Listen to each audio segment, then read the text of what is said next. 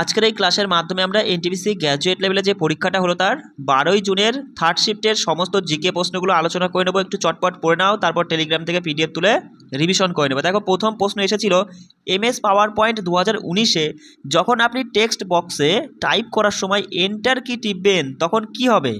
তখন কার্সারটি একই টেক্সট বক্সের মধ্যে পরবর্তী লাইনে চলে যাবে, তাই তো? অপশান 3 আমাদের সঠিক উত্তর হয়ে যাচ্ছে। বলছে কোন পর্যায়ে এবং বছরে ভারতের জনসংখ্যা বৃদ্ধির হার স্থিতিশীল ছিল? বলো সঠিক উত্তর কি? যে দ্বিতীয় পর্যায়ে, অর্থাৎ 1921 থেকে 51 সালেই, মানে এই বছরেই ভারতের জনসংখ্যা বৃদ্ধির হার স্থিতিশীল ছিল। অপশান 2 এখানে সঠিক উত্তর। বলছে দেখো যে কোন মৌর্য শাসক বিদেশে বৌদ্ধ ধর্ম প্রচারকদের পাঠিয়েছিলেন? বলো কে পাঠিয়েছিলেন? সম্রাট অশোক, তিনি কিন্তু বিদেশে বৌদ্ধ ধর্ম প্রচারকদের পাঠিয়েছিলেন। বলছে পিত্তথলিতে বাঁধা থাকা ব্যক্তির মধ্যে কোন ভিটামিনের অভাব সবথেকে বেশি পরিলক্ষিত হয় বা দেখা যায়? ভিটামিন কি? B12। মাথায় রাখবে, ভিটামিন B12-এর অভাব কিন্তু দেখা যায়। বলছে নিচের কোনটি দ্বারা বর্ষা প্রত্যাহারে উপক্রান্তীয় জেট স্ট্রিম গুরুত্বপূর্ণ ভূমিকা পালন করে? কোনটির দ্বারা? যে জমির উপর অবনমন ঘটানো। কি বললাম? জমির উপর অবনমন ঘটানো, এর দ্বারাই কিন্তু তোমার এই বর্ষা প্রত্যাহারে উপক্রান্তীয় জেট স্ট্রিম গুরুত্বপূর্ণ ভূমিকা পালন করে এর উপরে। চলে আসি পরের প্রশ্ন। দেখো বলছে আউশ, আমন এবং বোরো আসাম, পশ্চিমবঙ্গ এবং উড়িষ্যার মতো রাজ্যে নিম্নলিখিত কোনগুলির গুরুত্বপূর্ণ ফসল? তা বুঝতেই পারছো যে ধানের গুরুত্বপূর্ণ ফসল আউশ, আমন এবং বোরো। অপশান 3 আমাদের সঠিক উত্তর। বলছে ভারতের জাতীয় মানবাধিকার কমিশনের চেয়ারম্যানকে নিম্নলিখিতদের মধ্যে কে নিযুক্ত করেন? তাহলে ভারতের জাতীয় মানবাধিকার কমিশনের চেয়ারম্যানকে কে নিযুক্ত করেন? নিযুক্ত করেন ভারতের রাষ্ট্রপতি। ঠিক আছে, অপশান 2 আমাদের সঠিক উত্তর। বলছে 2025 সালে চালু হওয়া বিক্রম 3201 মাইক্রো প্রসেসর তৈরিতে নিম্নলিখিত কোন প্রযুক্তি ব্যবহার করা হয়েছিল? তো এখানে সঠিক উত্তর হবে যে 180 ন্যানোমিটার CMOS প্রযুক্তি। কি বললাম?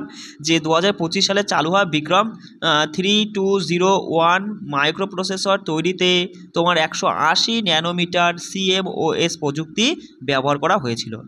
বলছে কোন নৃত্যশৈলী দুর্গা ও মহিষাসুরের মধ্যে একটি নকল যুদ্ধের প্রতিনিধিত্ব করে? সেটা হচ্ছে ডান্ডিয়া রাস। মাথায় রাখবে, ডান্ডিয়া রাসও কিন্তু তোমার এই দুর্গা ও মহিষাসুরের মতো একটি নকল যুদ্ধের প্রতিনিধিত্ব করে এই তোমার ডান্ডিয়া রাস। বলছে 2025 সালের বিশ্বকাপের প্রথম ধাপে রৌপ্য পদক জয়ী ভারতের রিকার্ভ পুরুষ তীরন্দাজ দলের সদস্য কারা? তারা কারান? যে ধীরাজ তোমার হচ্ছে বোম্বাদেব এবং অতনু দাস, এবং তার সাথে রয়েছেন তরুণদীপ রায়। ঠিক আছে, অপশান 4 আমাদের সঠিক উত্তর হয়ে যাচ্ছে। বলছে দেখো পরে প্রশ্ন, 2024 সালে ভারত কোন প্রতিরক্ষা ক্রয় নীতিতে অধিগ্রহণ বিলম্ব কমাতে একটি দ্রুত ক্রয় ধারা চালু করেছিল? কোন ক্ষেত্রে? যে প্রতিরক্ষা অধিগ্রহণ পদ্ধতিতে। মাথায় রাখবে 2024 সালে ভারত প্রতিরক্ষা অধিগ্রহণ পদ্ধতিতেই তোমার এই তোমার অধিগ্রহণ বিলম্ব কমাতে আর কি একটি দ্রুত ক্রয় ধারা চালু করেছিল। অপশান 1 এখানে সঠিক উত্তর।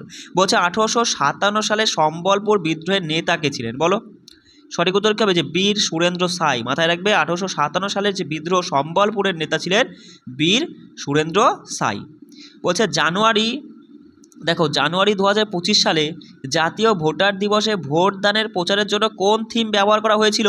তা মাথায় রাখবে ভোট দেওয়ার মতো কিছুই নেই, আমি নিশ্চিত ভোট দেই। ঠিক আছে, এইটাই তোমার যে থিমটাই আর কি প্রচার করা হয়েছিল তোমার এই 2025 জানুয়ারিতে জাতীয় ভোট দিবসে। ঠিক আছে, বলছে দেখো আজমিরের কাছে আরাবল্লী পর্বতমালার পশ্চিম ঢালে নিম্নলিখিত কোন নদী উৎপন্ন হয়েছে? মানে কোন নদীর আর কি উৎপন্ন হয়েছে যেখানে এটি সাগরমতী নামে পরিচিত? সেটা হচ্ছে লুনি হবে। মাথায় রাখবে কোন নদী? লুনি নদী। ঠিক আছে, চলো পরের প্রশ্ন। বলছে দেখো যে রাজ্য বিধানসভায় প্রথমবারের মতো আসন গ্রহণের আগে ভারতের সংবিধানের 188 অনুচ্ছেদের অধীনে রাজ্য আইন প্রণেতাদের কি করতে হবে? শপথ বা তোমার হচ্ছে ঘোষণা গ্রহণ করতে হবে, তাই না? ভালো করে বোঝো। বলছে রাজ্য বিধানসভায় প্রথমবারের মতো আসন গ্রহণের আগে ভারতের সংবিধানের 188 অনুচ্ছেদের অধীনে রাজ্য আইন প্রণেতাদের কি করতে হবে? শপথ গ্রহণ করতে হবে। বলছে কচ্ছ এবং কাঠিয়াওয়াড় উপকূল ভারতের কোন রাজ্যে অবস্থিত? বলে ভালো। কচ্ছ এবং কাঠিয়ার উপকূল ভারতের গুজরাট রাজ্যেই রয়েছে। অপশান 3 আমাদের সঠিক উত্তর হয়ে যাচ্ছে। চলে আসি পরের প্রশ্নে। দেখো হ্যাঁ, বলছে কোন ব্যাংক 2025 সালের মার্চ মাসে গ্লোবাল উইমেন NRI এবং NRO সেভিংস অ্যাকাউন্ট চালু করেছে? বলো সঠিক উত্তর কী হবে? সঠিক উত্তর এখানে হবে ব্যাংক অফ বরোদা, মাথায় রাখবে ব্যাংক অফ বরোদা এখানে সঠিক উত্তর হয়ে যাচ্ছে। চলো পরের প্রশ্ন দেখো, বলছে বিলগ্নীকরণের মাধ্যমে অর্জিত অর্থ সরবরাহের কর বহির্ভূত রাজস্বে অবদান রাখে। ভারতের কোন সংস্থা এই বিলগ্নীকরণ প্রচার করে বলো? কোন সংস্থা বিলগ্নীকরণ প্রচার করে? ডিপাম। ডিপামের পুরো কথাটা কি বলো তো? ডিপামের পুরো কথাটা মাথায় রাখবা যে department of investment and public asset management, ঠিক আছে। বলছে নিচের কোনটি তোমার হচ্ছে সঙ্গম সাহিত্যের এতুটুকাই এর মধ্যে একটি নয়? তা এই সঙ্গম সাহিত্যের যে 8টি সংকলন রয়েছে এতুটুকাই, তার মধ্যে নিচের কোনটি নয় সেটা বলবা যে তোলকাপিয়াম, এটা কিন্তু এই এতুটুকাইয়ের মধ্যে পড়ছে না, ঠিক আছে। বলছে নিচের কোন বিবৃতিটি কম্পিউটার সিস্টেমে র্যাম এবং রম এর ভূমিকা সবথেকে ভালোভাবে বর্ণনা করে? সেটা কোনটা? দেখো, রম সিস্টেম ফার্মওয়্যার সংরক্ষণের জন্য ব্যবহৃত হয়, আর যেখানে র্যাম সক্রিয় প্রক্রিয়াগুলির জন্য অস্থায়ী ডেটা সংরক্ষণ করে রাখে, তাই না? অপশান 2 আমাদের সঠিক উত্তর হয়ে যাচ্ছে।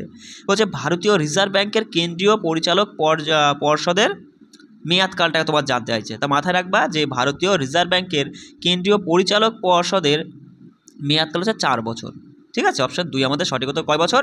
4 বছর, মাথায় রাখবে। চলে আসি পরের প্রশ্নে, বলতে থাকো। বলছে ওশান ভুং এর কোন উপন্যাসটি হাই নামে একজন 19 বছর বয়সী কিশোরীর গল্প বলে, যিনি ডিমেনশিয়া আক্রান্ত একজন বয়স্ক মহিলা তত্ত্বাবধায়ক হন? তা সেটা হচ্ছে সেই উপন্যাসটা কি? আনন্দের সম্রাট, মাথায় রাখবে। উপন্যাসের নাম হচ্ছে আনন্দর সম্রাট। বলছে ভারতের আকস্মিক তহবিলের ব্যাপারে কি ক্ষমতা রয়েছে? তো সেটা কি ক্ষমতা? মাথায় রাখবে যে অপ্রত্যাশিত ব্যয়ের জন্য অর্থ অগ্রিম দেওয়ার জন্য রাষ্ট্রপতি তহবিল নিয়ন্ত্রণ করেন, ঠিক আছে। অপশান 2 আমাদের সঠিক উত্তর হয়ে যাচ্ছে। পরের প্রশ্ন দেখো, বলছে স্প্রেডশিট থেকে কপি করা কন্টেন্ট সন্নিবেশ করার জন্য এমএস ওয়ার্ডে স্পেশাল ফাংশন ব্যবহার করার সময় ওয়ার্ড ডকুমেন্ট গণনা করা মানগুলি প্রদর্শন করার সময় নিম্নলিখিত কোন পেস্ট বিকল্পটি তোমার হচ্ছে কি মূল সূত্র গণনা সংরক্ষণ করবে? ঠিক আছে, তাই এখানে সঠিক উত্তর হবে যে এমএস এক্সেল ওয়ার্কশিট অবজেক্ট। এগুলো একটু পড়ে মুখস্থ করে দেওয়া, ঠিক আছে। পরে প্রশ্ন বলতে দেখো যে নিম্নলিখিত কোন শহরটি 2025 সালে কোপ 30 মানে কোপ 30 জলবায়ু শীর্ষ সম্মেলনের আয়োজন করতে চলেছে? সেটা হচ্ছে ব্রাজিল, মাথায় রাখবে। ব্রাজিলের বেলেনেই তোমার এই কোপ 30 আর কি শীর্ষ সম্মেলনটা অনুষ্ঠিত হয়েছে 2025-এ। চলো, বলছে হরপ্পা সিলমোহরে সাধারণত কোন প্রাণী বা পাখির চিহ্ন দেখা যেত? সেটা হচ্ছে ইউনিকর্ন বুল, ঠিক আছে, মানে এক সিংহযুক্ত ষাঁড়ের মধ্যে কথা ষাঁড়ও অপশনে দিলে পরে ষাঁড়ই আমাদের সঠিক উত্তর হতো, যে ষাঁড়ের হচ্ছে চিহ্ন আমরা দেখতে পাই যে হরপ্পা সিলমোহরগুলিতে, ঠিক আছে।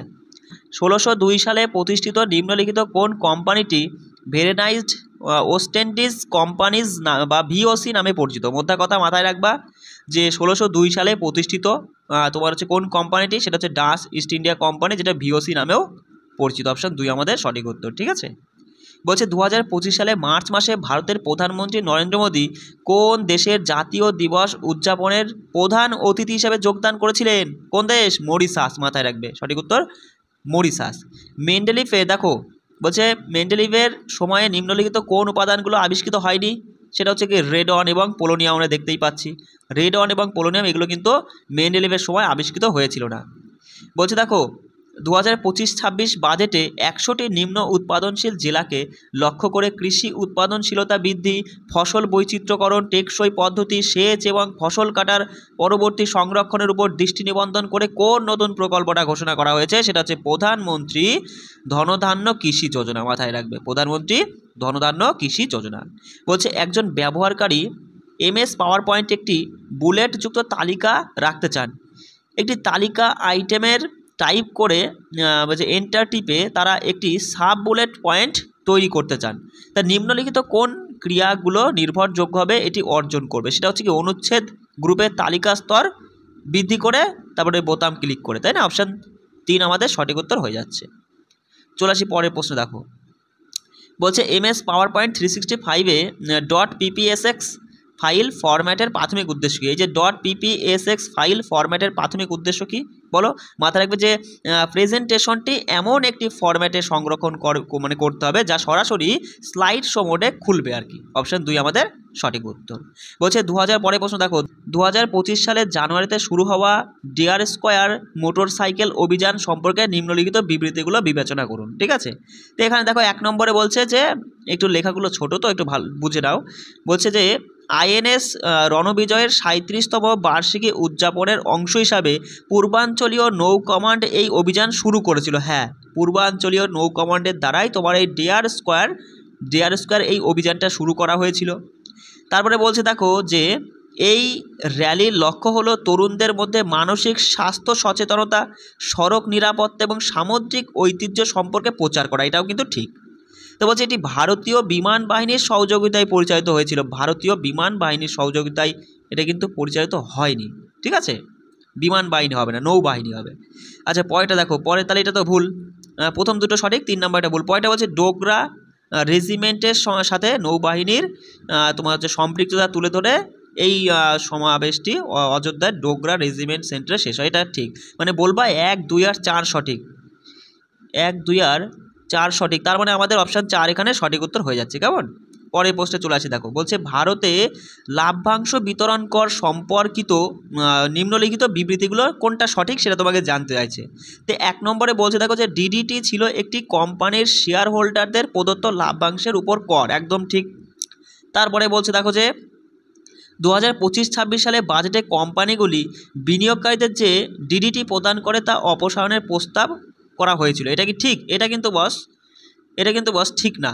ঠিক আছে, এটা কিন্তু সঠিক নয়। 3 নম্বর বলছে দেখো লাভ্যাংশের দ্বিগুণ কর এড়াতে এবং ভারতীয় ইকুইটি বাজারকে আরও আকর্ষণীয় করে তুলতে ডিডিটি অপসারণ করা হয়েছিল। এটা ঠিক, আমাদের অপশান 1 আর 3 সত্য। মানে তুমি বলবো অপশান 3 এখানে সঠিক উত্তর হচ্ছে 1 আর 3 সত্য। চলে আসি পরের প্রশ্নে দেখো, 29শে মার্চ 2025 তারিখে নতুন দিল্লিতে পরিবেশ 2025 বিষয়ক জাতীয় সম্মেলনের উদ্বোধন করেছিলেন কে?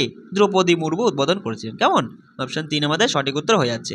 বলছে কোন আইন মহামান্য মহাশয়কে উচ্চ আদালত স্থাপনের জন্য লেটার্স পেটেন্ট জারি করার ক্ষমতা দিয়েছিল? তো সেটা হচ্ছে ভারতীয় হাইকোর্ট আইন 1861, মাথায় রাখবে। চলে আসি পরের পোস্টে, নিচের মধ্যে কে পর্বত শিরোমণি ভগৎ সিং কোশিয়ারি বইটি লিখেছেন? বলো, পর্বত শিরোমণি ভগৎ সিং কোশিয়ারি বইটি কে লিখেছেন? মদন মোহন সতী, মাথায় রাখবে মদন মোহন সতী, অপশান 1 আমাদের সঠিক উত্তর। বলছে বিচারপতি সৈয়দ শাহ মোহাম্মদ কাদরি নিম্নলিখিত কোনটিকে বিচার বিভাগীয় পর্যালোচনার শ্রেণীভুক্ত করেন না? অপশানগুলো দেখলে বলবো এখানে অপশান 4 যে সুপ্রিম কোর্ট এবং হাইকোর্ট মানে বিচারিক নিয়োগের বিচার বিভাগীয় পর্যালোচনা এটা কিন্তু তিনি করেন না। ঠিক আছে, অপশান 4 আমাদের সঠিক উত্তর হয়ে যাচ্ছে। তাহলে এই ছিল তোমাদের 40টা প্রশ্ন, একটু চটপট আমি একটু বলে দিলাম, একটু শুনে নিলে। এবার তুমি পিডিএফটা টেলিগ্রাম থেকে তুলে নাও, আমি কিন্তু মার্কিং করে দিচ্ছি, সেখান থেকে তুলে নিয়ে রিভিশন করে নাও। ঠিক আছে, সবাই ভালো করে পড়বে, কোনো সমস্যা হলে আমার সঙ্গে যোগাযোগ করবে। কেমন? রাখছি, জয় হিন্দ।